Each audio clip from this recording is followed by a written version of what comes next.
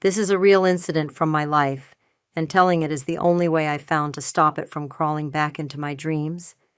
I never thought I'd be the kind of mother who had to defend herself from her own son, but here we are, at the reading of my husband's will, in a glass-walled conference room overlooking Central Avenue in downtown Phoenix. My son slammed his palm on the mahogany table and yelled, "We own everything now!" The document in the leather binder started with 5 words, "Irrevocable trust in place already," and the room went so quiet I could hear the clock over the credenza chew through the seconds. His wife smiled like a cat that had already licked the bowl clean, and the attorney's pen froze halfway to his notepad, as if time itself had to decide whose side it was on. I had never felt so publicly humiliated, so suddenly small, as when my own child tried to erase me with a sentence. If you genuinely enjoy our stories, please subscribe to the channel, tell us where you're from, and what time it is right now. It's always fascinating to know how far our story flows. I should tell you who I am. My name is Elaine Turner. I'm 66 now, but this began when I was 64, and shock sat like a stone in my chest.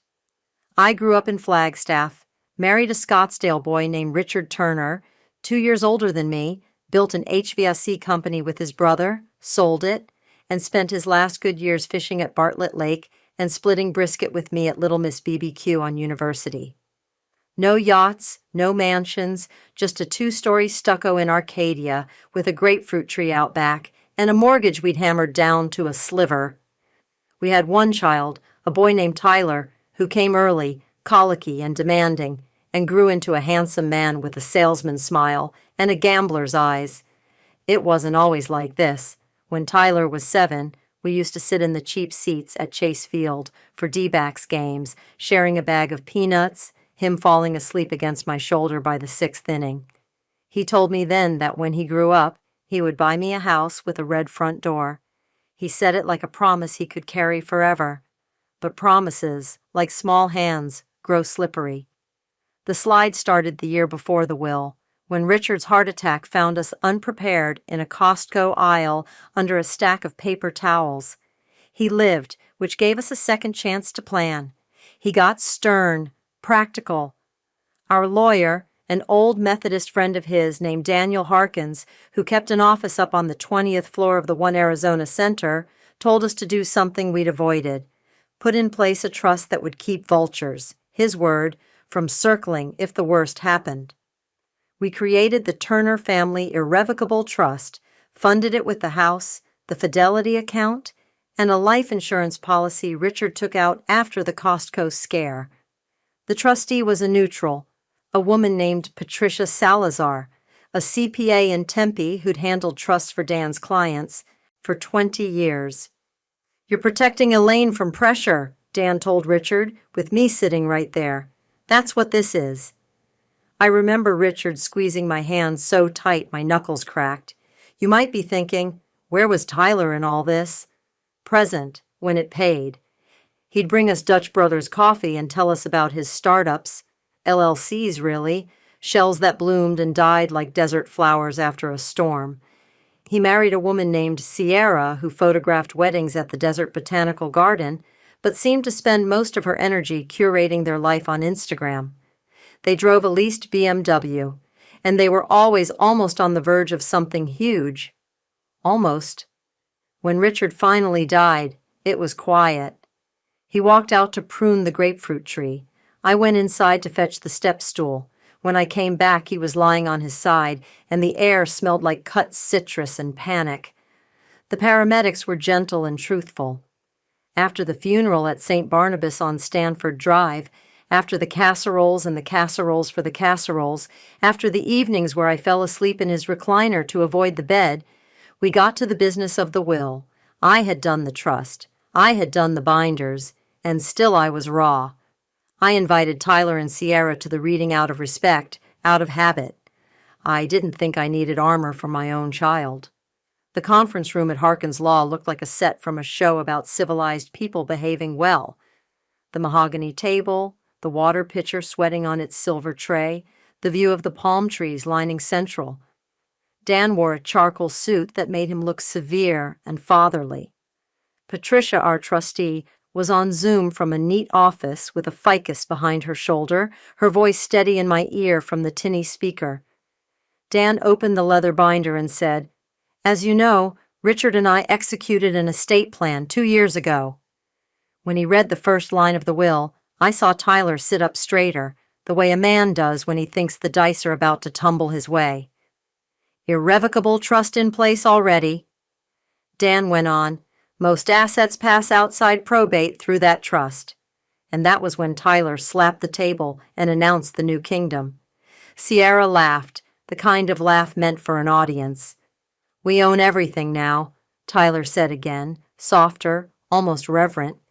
He looked at me, and it wasn't triumph I saw. It was hunger. I felt my face heat, my breath come too fast, the old instincts rising. Don't make a scene. Don't embarrass him. But behind the glass, a woman from the next office paused with her coffee and stared like she'd stumbled onto a surgery. I hated that I felt ashamed. Dan cleared his throat. "Tyler, let me clarify." "Mom's house," Tyler said. "The accounts, the policy. I mean, obviously we'll take care of you, Mom." He smiled in a way that made my skin prickle. "But this is what Dad wanted. His blood." Sierra nodded. "The family brand," she said, as if we'd ever been a brand. Patricia's voice came from the speaker. "That's not how this works," she said, even and patient. "As trustee, I follow the trust terms as written." "What terms?" Tyler said. "It's our name on it." "Tyler," Dan said, "I'll walk everyone through, but please." He leaned back and made a show of lacing his fingers behind his head. "Go ahead," he said, magnanimous, and I thought of a little boy in the cheap seats, peeling the paper off a peanut, telling me he'd buy me a red door. Dan explained. The irrevocable trust owned the house and the big pieces. During my lifetime, the trust could provide for my support, housing, medical care, and whatever Patricia deemed necessary for my health and maintenance. On my death, the remainder would be distributed according to Richard's instructions. Tyler was a remainder beneficiary, yes, but not, Dan was clear, the owner. Tyler heard beneficiary and inhaled like he was blowing himself up bigger. "We'll need keys," Sierra said. "To my house?" I said, and my voice came out strange to my own ears. "To our property," Tyler said. "Patricia, calm as a metronome. That's not how it works." By the time we were done, by the time Dan read the no contest clause, the wording that said any beneficiary who challenged the trust would forfeit his distribution, my son had gone from cocky to coiled. Sierra squeezed his knee under the table. He stood abruptly and went to the window. Phoenix spread itself below us, heat, light, the grid. "We'll talk," he said over his shoulder, meaning later, and not to me. I drove home along Camelback with my hands in a choke grip on the wheel. The light was that ruthless Arizona white that makes even palm trees look like cardboard cutouts. At a red light, my phone buzzed, a text from Tyler. "We'll make this simple. Call me." I didn't reply. When I pulled into the driveway, the house looked smaller, as if news could bend a roofline. I went straight to Richard's recliner, sat, and let the ceiling fans stir the quiet. For the first time since the funeral, I cried. Not sobbing, just silent tears that surprised me with their patience. He came the next day when the sky was not yet cruel. He didn't bring coffee. He walked the house like a realtor. "We can get you into something easier," he said, tapping the banister and making it rattle. "Single story. Fountain Hills has those casitas by Sunridge." "I'm not moving," I said. He smiled the way a man does when he thinks he's selling you your own idea. "The trust can buy it. You wouldn't pay a dime." "I'm not moving," I said again. He exhaled, hands on hips, looked toward the grapefruit tree. "We both know the trustee can be replaced," he said. "You don't need some Tempe accountant telling you how to live." "Richard picked her," I said. "He picked me first," Tyler said, and the way he said it was not a grown man's voice. "Dad knew I'd take care of things. He told me." Later in the kitchen, he opened the pantry door and stood there, inventorying my canned goods like they might have to feed an army. "Sierra's folks have a friend at Fidelity," he said. "We should get those accounts retitled. Cleaner that way." "The accounts are titled to the trust," I said. "They stay that way." He shut the pantry. "You always did like rules more than people." He said it softly, almost sweetly, and it was worse than if he'd shouted. After he left, I called Patricia. She picked up on the second ring. "You probably guessed he'd come," I said. "I did," she said. "I get sons like Tyler, charming until they're not." "What do I do?" "Keep a notebook," she said. "Dates, times, what's said. Forward me emails, texts. We will follow the trust, Elaine. It's my job to be the bad guy if someone needs me to be." I bought a little black moleskin at Changing Hands bookstore on Camelback and wrote in a shaky hand. July 14th. Tyler came over. Wants keys, talks about replacing trustee, Fidelity. I found myself writing not just what he said, but how he looked, his eyes too bright, his jaw working. I wrote how I wanted to reach up and touch his face and rewind him to the boy in the cheap seats. The next week, I went to the Maricopa County Recorder's office on 3rd Avenue with a copy of our trust deed because I wanted desperately to confirm the world still followed rules. The clerk scanned the document and said, "You're all recorded. Turner Family Irrevocable Trust owns the property." Her boredom was a blessing. Outside, the sun pinned me to the sidewalk like a butterfly. But power, I learned, doesn't always care about records. Tyler and Sierra began a campaign that felt like the kind of long con I'd only ever seen in movies. He called my Medicare supplemental insurer and tried to update my address. He left voicemails that started sweet and ended with a tone I can't describe, except to say it sounded like a door closing. Sierra posted a photo on Instagram of my house from the sidewalk with the caption, "Can't wait to make this ours, chick manifesting," and 12 hearts from friends with usernames like Desert Shanty and Rose Gold, Van Life. An appraiser appeared one morning and asked to measure rooms. When I told him no, he shrugged and said sometimes families just like to know what they're dealing with. I started sleeping with my bedroom door locked. I stopped answering the door unless I could see who it was. I was 64, and suddenly a woman in a fable, counting cans on a shelf, the woods at the edge of the yard bristling with eyes. Patricia filed the necessary notices with the probate court, the minimal ones because most of it passed through the trust. Dan called to check on me, weekly, old-fashioned like that. He had a landline and still said answering machine when he meant voicemail. He told me the no contest clause had real teeth. He told me to breathe. I told him I was trying. You want to know when suspicion turned into discovery?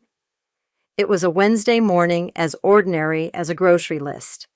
I went to Chase Bank at 44th and Thomas to get a cashier's check for my property tax installment because I like the solidity of paper. The teller, a young woman with lashes that looked like they could dust a mantle in a single blink, smiled at me and then over-smiled. "Oh," she said, typing, "I see we updated your account managers." "No," I said. "We didn't." She frowned at the screen. "It says here your son Tyler's been added as an authorized agent." I didn't know if it was the fluorescent lights or my blood pressure, but the room lurched. "Show me the paperwork," I said, and I heard my mother in my voice. An older woman who had once corrected a pharmacist with such quiet authority, he apologized to the shelves. She printed something and slid it through the slot. It was a copy of a durable power of attorney, signed and notarized, granting Tyler broad authority. My name was there, my signature was there, except it wasn't. I don't sign my E like that, fat and lazy. My E is sharp. And the date, July 5th, was the day I'd spent at the DMV renewing my registration, 2 hours in a plastic chair under a TV showing a loop about Real ID. I had the little paper ticket in my kitchen drawer to prove it. "I didn't sign this," I said, and I said it so calmly the teller looked scared. She asked if I wanted to speak to the branch manager. I did. Her name was Melissa. She had sensible shoes and an expression that had seen everything and believed half. She moved like a person who can feel paperwork in her bones. "Fraud department will need to see this," she said after a long skim. "We'll freeze any changes pendente lite." She said the legal Latin without flinching, the way a nurse says, "You'll feel a pinch." "We'll put a note on your profile. May I make copies of your ID?" I nodded. "I have a friend at the county recorder," she said. "I'll ask her to pull any instruments filed with your name on them. Sometimes when there's a power of attorney floating, there are other things too." On the way home, I pulled into a strip mall off Indian School and sat in the car until the AC made the vents sweat. I called Patricia. She told me to email her the document. I did, snapping pictures with my phone that shook enough to blur. She called back in 10 minutes. "That notary stamp looks wrong," she said. "I'm going to check the notary log." "How?" I asked, a little awe mixed into the fear. "We have a compliance guy," she said, "and notary logs are discoverable. This is why people hire ladies like me." By sunset, Patricia had called again. The notary whose stamp appeared on the power of attorney, a woman named Kayla, who'd done mobile notary work around the valley, swore she had never met me, never stamped my name on anything. Her log had no entry for me on July 5th. "This is a felony," Patricia said, and she said it without drama, which made it scarier. "Do not speak to Tyler about it yet. Document everything. I'm calling Dan." That night, the house felt like a thing with lungs. It breathed around me. The grapefruit tree scraped the window in a wind that wasn't there. I made chamomile tea and didn't drink it. I pulled out the moleskin and wrote, "Fraud?" and underlined it so hard the paper nearly tore. The next day, while the morning light was still honey-colored and forgiving, I drove to the Maricopa County Attorney's office on Jefferson Street and asked to speak to someone about elder financial exploitation. The woman at the front desk looked exactly like the aunt you hope picks you up from school when your mom is late. Cheerful earrings, a cardigan that defied the heat. She gave me a pamphlet and a number. "Call Detective Alvarez," she said. "He's with Phoenix PD's Family Investigations Bureau. Good man." I went home and called. He picked up. His voice was dry as summer. "Tell me what happened," he said, and I did. When I finished, he exhaled the way a man does when the outlines of a puzzle firm up. "Email me scans of everything," he said. "And Mrs. Turner, don't tell your son you've called me." That evening, Tyler texted, "Family meeting, tomorrow, 7 p.m. We'll bring takeout." I stared at the words until they lost their edges. I forwarded the text to Patricia and to Dan. Dan called and said, "I'll be there." And my body flooded with the kind of relief that feels almost like shame. I told him I'd pick up extra plates. When they arrived, Sierra carried cardboard boxes from Oregano's that perfumed the whole house with garlic and good intentions. Tyler followed with a bottle of wine and a grin. "We're going to make this easy," he said, walking past me like a man touring a rental he can't afford. Dan sat at the head of the table like he'd always been there. I poured water. Patricia was on speaker, her voice small and powerful. Tyler didn't see the extra chair as a sign. He saw it as an audience. "Here's what we're going to do," he said, opening a folder like a magician revealing a dove. "Mom will resign as co-truster, will appoint me as trustee, and I'll manage the distributions." "That's not how it works," Patricia said. "It can be," Tyler said. "If everyone here agrees. Family unity." Dan folded his hands. "Tyler," he said, "before we discuss hypotheticals, we need to address a document currently under review by the bank and law enforcement." Tyler's smile faltered, then reappeared, thinner. "What document?" "A power of attorney purportedly signed by your mother on July 5th, Dan said. "It appears to be forged." Sierra made a sound like a laugh strangled in the cradle. "This is ridiculous," she said. "Why would we need that when you're living in our house anyway?" "Our house," Tyler corrected softly. but it was too late. The room tilted, and I could feel the plan they'd drawn in the dark room of their marriage start to show its seams. I could see it then, how this would go if I didn't fight. I could see myself in a beige casita with a view of a parking lot and the words, "for your own good," like soot in my mouth. I was an older woman, yes, but I was not a fool. And for the first time since the funeral, the first time since the clock over the credenza chewed through those seconds in the glass room, something inside me stood up and stretched. "Before we eat," I said, and my voice didn't waver, "I have a few things to show you." I reached for the folder I'd kept in the oven because it made me feel like a grandmother in a spy movie. I set it on the table and opened to the first page, the photo of the power of attorney, the notary's affidavit denying it, and the note from Detective Alvarez acknowledging receipt of my report. Tyler's eyes did a tiny quick dart I'd learned to watch for when he was 4 and had cookie crumbs on his shirt. Sierra put her hand over his and squeezed hard enough to make his knuckles shine. Dan didn't smile. Patricia didn't speak. Outside, somewhere down the block, a siren wound up and then faded, like the city was clearing its throat to say, "Continue." Tyler drew a breath to talk himself out of it, the way he always had. And that was when my doorbell rang, twice, with the precise politeness of a person who has every right to be there and no time to waste. Detective Alvarez stood on my front step, with a uniformed officer beside him, their silhouettes framed by the square of afternoon sun, like figures cut out of cardboard and pressed against my life. He tipped his head through the screen. "Mrs. Turner, I'm Detective Alvarez. Mind if we come in?" Dan rose from his chair.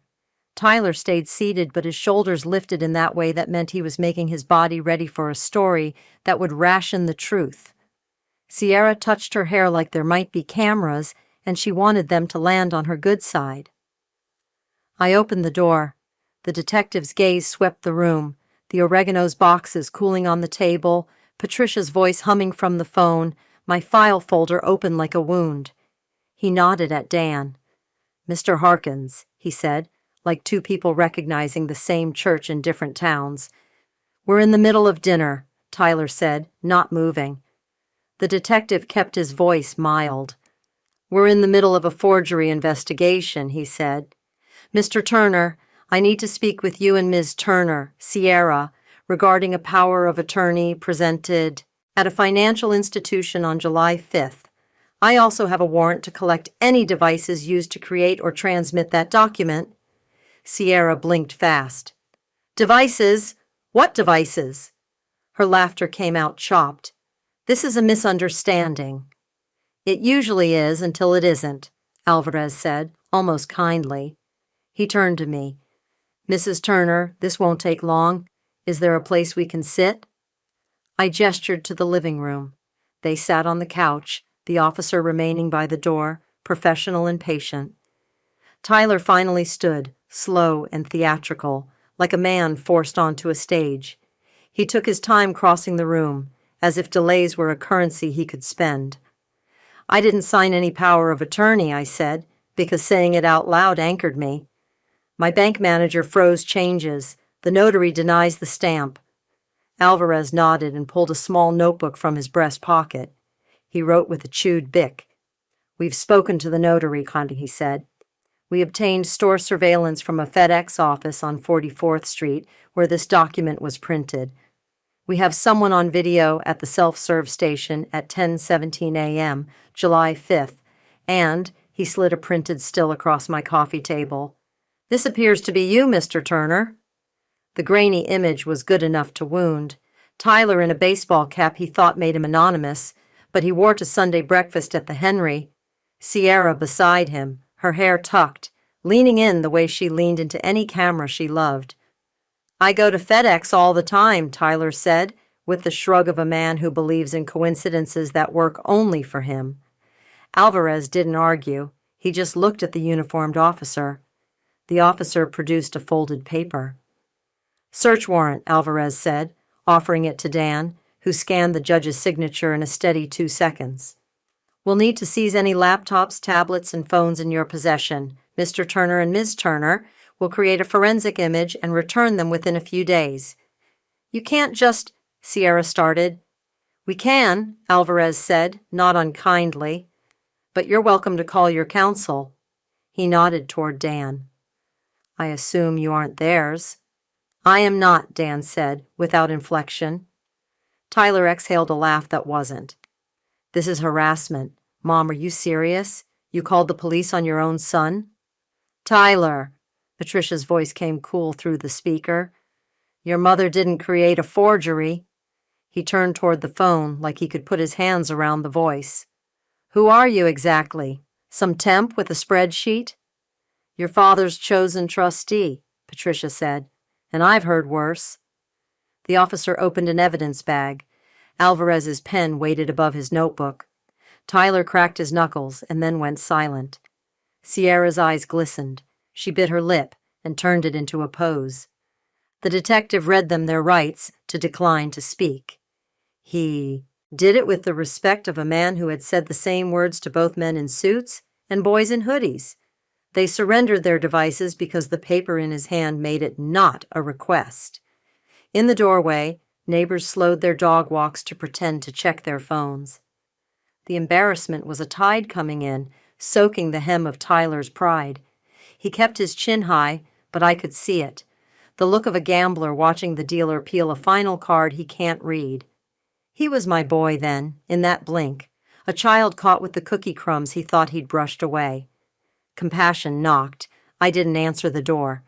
After the detectives left, the house regained its shape very slowly, like a balloon rediscovering air. This is absurd, Tyler said, more to the room than to anyone living in it. It's a felony, Dan said evenly, and there are consequences in the civil realm, too. Sierra straightened, hunted for an island. We were just trying to help. The trustee is obviously keeping Mom in a house that's too much. It's negligent. The trustee is following the settler's wishes, Patricia said, and I pictured her in that office with the ficus, tapping one nail on the desk to keep time. Any attempt to remove me for cause without cause is a challenge to the trust, which triggers the in terrorem clause. You were at the reading when that was explained. Tyler looked from the phone to me, and the mask fell. You are going to regret this, he said, and his voice was the sickly sweet of a candy left in the car.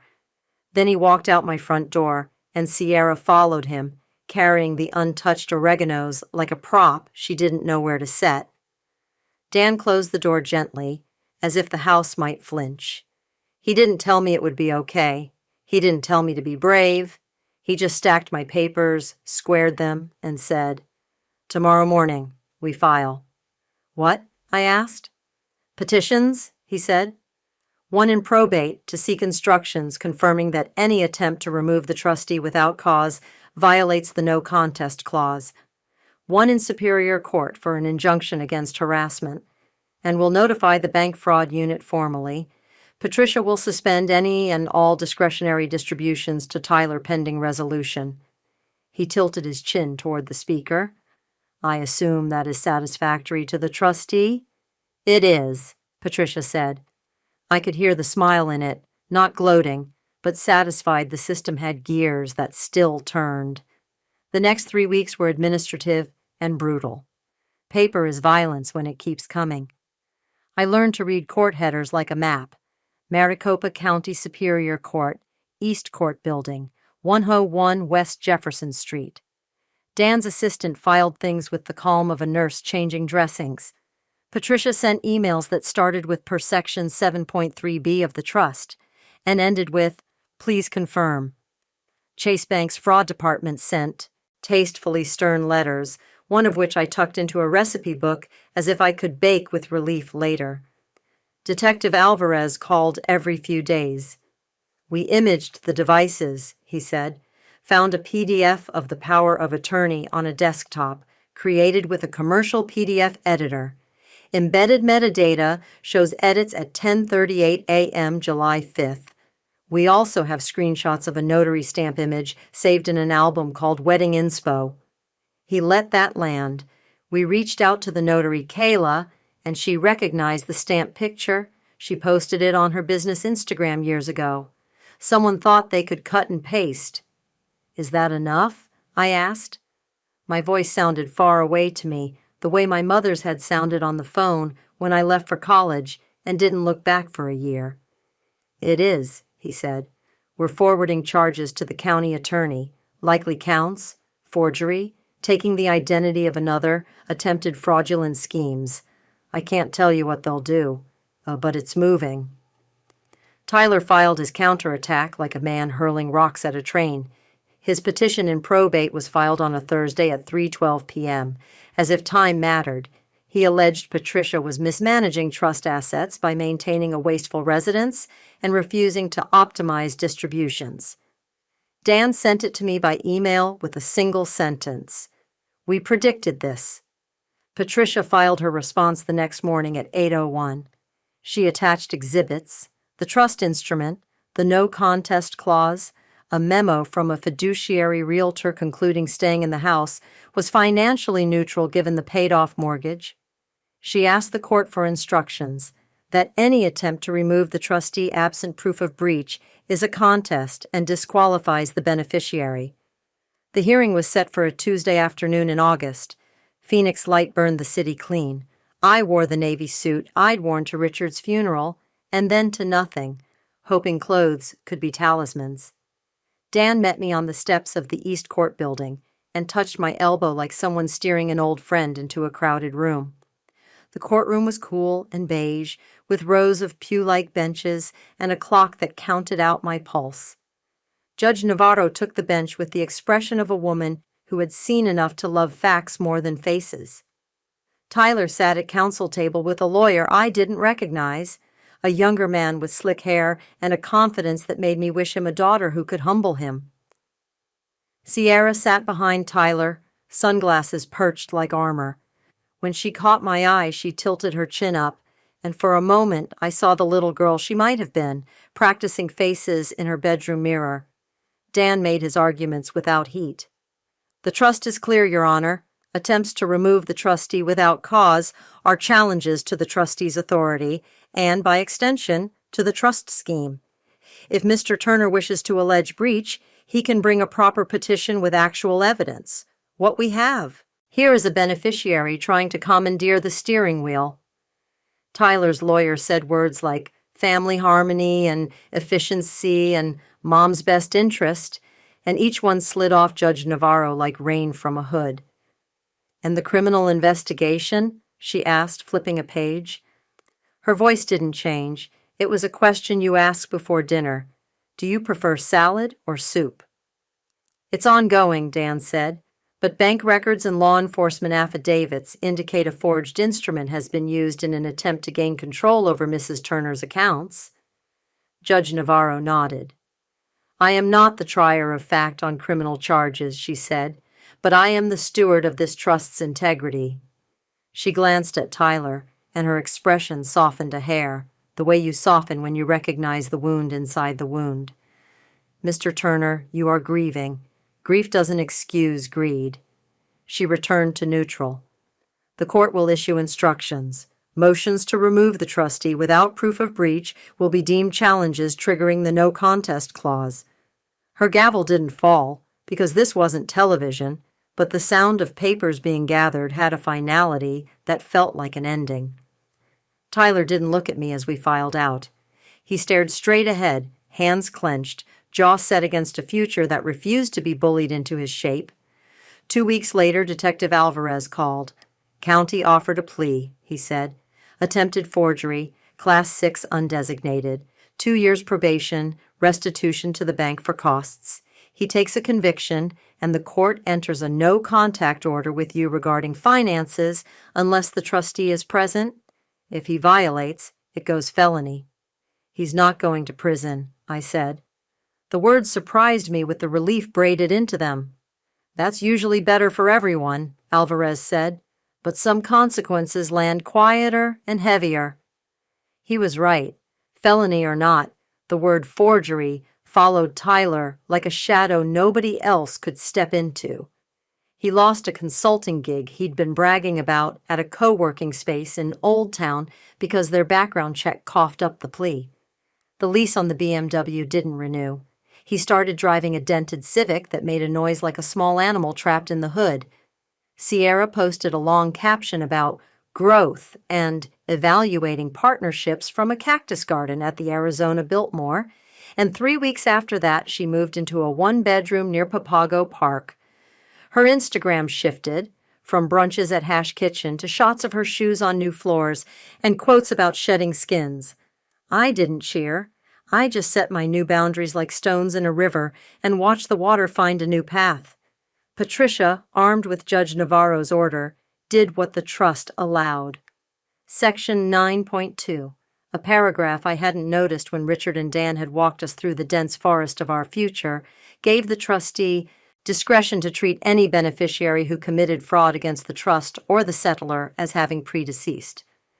Richard had chosen the alternate remainder with a stubborn tenderness. A scholarship fund at the Maricopa Community College's Foundation for Students in HVAC and Refrigeration in the name of Turner Cooling. If Tyler can't keep his hands open, Richard had told Dan once, maybe we can put tools in someone else's. Patricia drafted the notice. It landed on Tyler's porch with the rest of his unwanted mail, crisp and legal and final. As a result of his conduct, he was deemed to have predeceased the settler, and on my death, the remainder would flow to the scholarship. Dan explained it to me in his office, while the light outside went orange. "This isn't vengeance," he said. "It's a fence." I went home to my quiet house and opened the windows because September was merciful for an hour between 6 and 7, and I wanted to hear the city remember it could be gentle. The grapefruit tree sighed. I made tea, and this time I drank it. When I washed the cup, my hands shook less. It wasn't over. Life isn't a ledger you settle once. Tyler tested edges. A text at midnight that said, "I'm still your son." A voicemail that began, "You'll be sorry when," and cut off. Patricia had warned me. Abusers of systems don't like systems that shove back. I blocked him and unblocked him twice, and then blocked him again and cried for a day after each unblocking, because love is an organ you can't amputate without feeling phantom ache. Detective Alvarez called in October and said, "Just checking in. How's the tree?" It was a joke, and it wasn't. I told him I had bags of fruit if he wanted one. He laughed. "My wife will make marmalade," he said. "She's from Yuma. They turn anything into jam." At Thanksgiving, I set a place for Richard anyway, not because I believed he'd sit, but because grief needs rituals to respect it. I cooked one dish too many and ate leftovers with a fork while standing at the sink and reading the glossy brochure Patricia had mailed me, a mock-up of the Turner Cooling Scholarship. A young woman with safety glasses smiled up from the page, holding a manifold gauge set like a trophy. The copy promised tuition help for 5 students a year. A small thing, a big thing. The kind of thing you put in the world when taking something out of it isn't enough. In December, a letter arrived from the foundation, thin and formal. Inside, a handwritten note from a student named Marco at Gateway Community College, thanking the Turner family for letting him learn a trade without feeling like a burden. He signed it with a careful flourish, as if his name needed to look like it belonged on something valuable. I sat at the kitchen table and pressed the paper against my palm until the ink warmed my skin. Once, in a different life, I would have called Tyler and read him that note. I would have said, "Look, honey, this is what your dad wanted. Not marble countertops, not posts, not enemies." I didn't call him. He sent one more message, months later, on a Tuesday, at 2:13 p.m., a time you'd choose if you wanted your words to pretend they weren't dangerous. "We should talk," it said. I didn't reply. Love is an organ. Survival is learning which parts you can't live without. Spring returned to Phoenix like a rumor you only believe when you feel it on your skin. I took the bus downtown one morning, because sometimes I liked the reminder that I still lived among people, to the Maricopa County Courthouse to file a form changing my mailing preferences on a property tax notice. The clerk stamped it with a thump that satisfied something cave woman deep in me. On my way home, I passed the old FedEx office at 44th, and for the first time since the detective had slid that still across my table, I let myself go in. The hum of printers, the smell of toner, the kid behind the counter flirting with an old man about whether you can print on vellum. I bought a sheet of heavy cardstock. I went home and printed Marco's thank you note on it, framed it, and hung it next to the doorway to the kitchen, the exact spot where you reach for the light in the morning and the evening, where your fingers need something to locate. It fit there, like it had always been waiting. 3 months later, I ran into Sierra in the produce section at Fry's on Indian School. She had a basket, I had a cart. She was buying lemons and pre-washed greens and a jar of something that promised a probiotic gut. She looked good, Instagram good, real life good too in the eyes, which surprised me. She stopped, because sometimes life prefers symmetry. For a second we both arranged our faces for the court of public opinion. Then we didn't. "I'm sorry," she said. No embellishment, no caption, just that. "I know," I said. "I meant it 2 ways." She nodded toward the citrus. "Your tree still going?" "It is," I said. "I give bags to strangers on next door." She laughed an honest laugh. "I got a job," she said. "Real estate office, reception, learning the numbers." She paused. "He's, you know?" "I know," I said again. She looked like she might hug me. I would have let her, the way you let a child reach into your purse for gum. She didn't. She put a lemon in her basket, and then another. "You look strong," she said, and if it was flattery, it was also true. On the drive home, Camelback Mountain was a dark cutout, and the sky above it did that phoenix thing, a pink that feels like apology and promise at once. I turned on the radio and then turned it off because I wanted to hear my tires on the road, the sound of my life moving without narration. Some nights I still wake up because the house has shifted, and I think it's the footsteps of a child coming down the hall for water. I sit up and listen to the quiet. It isn't loneliness, it's a census. Me, the fan, the grapefruit tree dragging one nail on the window in a wind that doesn't announce itself. I get up and walk the rooms and touch the back of Richard's chair, the cool of the counter, the frame around Marco's note. I remind myself of what I own, which in the end is not a house or an account or the sentence in a leather binder that made a boy say, "We own everything now." Ownership is a quieter pronoun.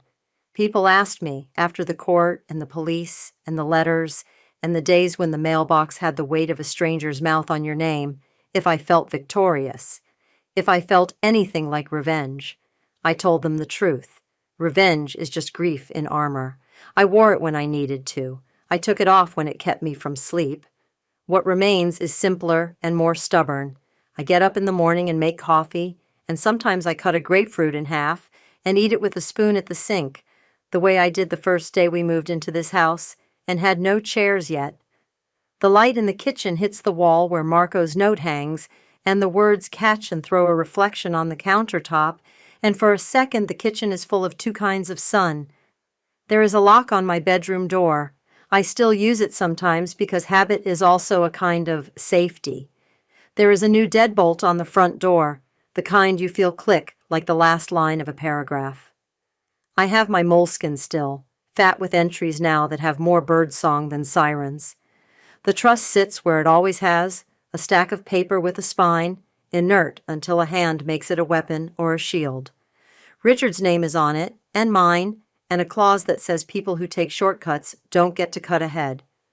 Once, when he was 7, Tyler promised me a red front door. I never painted it. It's still desert tan, boring, and chosen by a builder. Maybe that's the point. The grand gestures belong to movies and men who shout in glass-walled rooms. The life I own now is a series of small hinges that open when I ask them to. I turn them with a key I keep on a hook by the kitchen, next to a ribbon of raffia from a bag of citrus I gave to an old woman who cried because she said her husband loved grapefruit and he had been gone 15 years. We stood on my porch and cried and then laughed at ourselves for crying, and for a moment it felt like church on a weekday. The other day, a letter came from the community college again, this time a photograph tucked inside, a group of 5 students in navy work shirts, one of them grinning so wide you could see every hope his mouth could hold. They stood in front of a lab bench with copper tubing gleaming like jewelry. Across the bottom, in Sharpie, "Thank you, Mrs. Turner." I placed it in the frame behind Marco's note, a layer under a layer, like insulation you forget about until winter is honest. I still see Tyler around town, not often, and always at a distance. The CVS on 32nd, the gas station at Indian School where the credit card reader is temperamental. He keeps his head down. Once he glanced up and saw me and froze. I raised a hand just a little, as if to touch the space between us. He didn't wave back. Maybe he will, someday. Maybe he won't. Love is not a contract you can enforce. It's a trust whose only trustee is time. At night, when the citrus scent rises through the open window and the house hums, I sit in Richard's chair and let the quiet do what it does best. Stitch. When I turn off the last light and feel for the banister on the stairs, I don't think about clauses or stamps or the way my son's voice sounded when he claimed my life like a prize. I think about a sentence that lives only in my mouth and not in any leather binder. It is 5 words, too, and they are the only will that matters to me now. I lock the door and whisper, "I own my peace now." The end.